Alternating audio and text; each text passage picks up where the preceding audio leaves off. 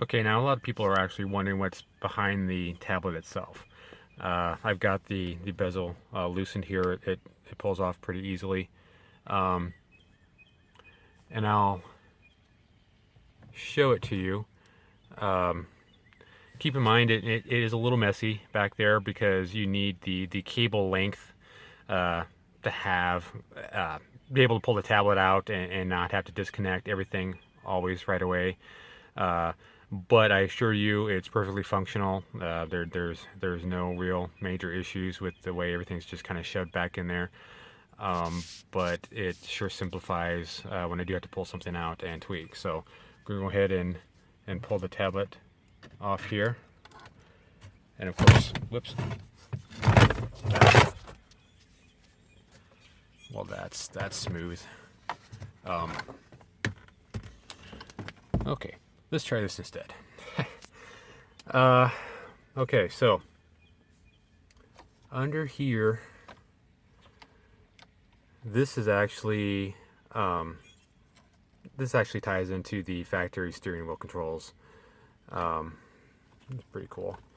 Got a little voltage regulator here for the USB hub, and this allows me to plug in multiple devices. One of the best uses for this right now is to actually use the backup cam is plugged in there. I've actually got another camera right there forward facing, so I can switch between those cameras, or I even add multiple cameras. I could add more USB storage via a thumb drive, or actually if I've got like a hard drive adapter or SSD adapter, USB SSD adapter, which I actually plan on integrating at some point. I could plug that into there as well, and it would be recognized as external storage. So we'll go ahead and carefully pull this out. Like I said, it looks a little messy, but you need all this extra length. Now I'm going to go ahead and, actually, I should just unplug the tablet here. And I apologize, I have to set the phone down for this.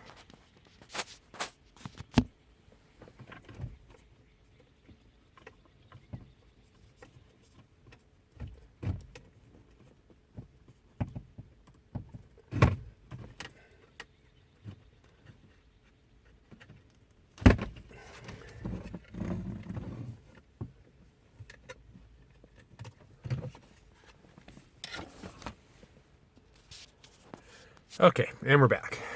Tablet disconnected. So everything else will pull out here pretty easily now. Okay, so this is the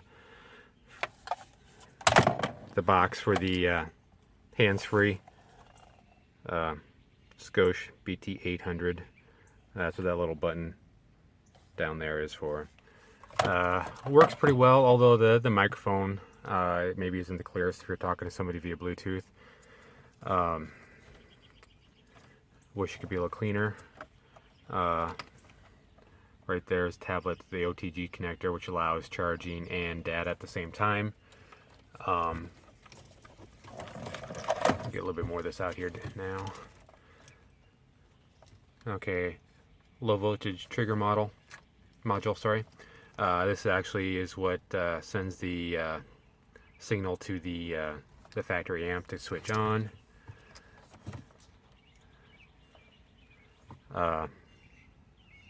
This right here, this is the relay for the tablet.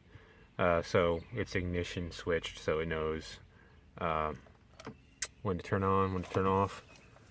What else we got under here? You can see the buses here. We've got ground, we've got switch power, we've got constant power. So basically everything is running through those buses to the appropriate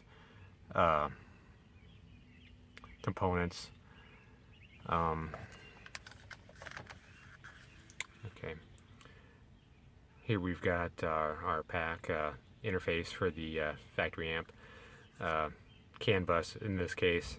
Now, if I were to integrate aftermarket amps, we could just bypass this completely.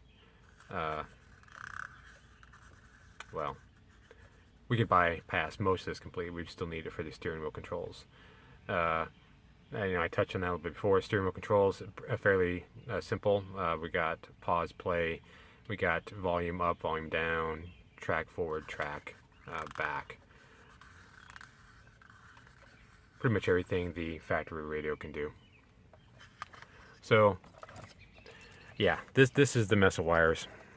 I know it's not pretty, but it works, and there's not a whole lot you can do to clean this up, especially if you need to pull stuff out individually and work on it.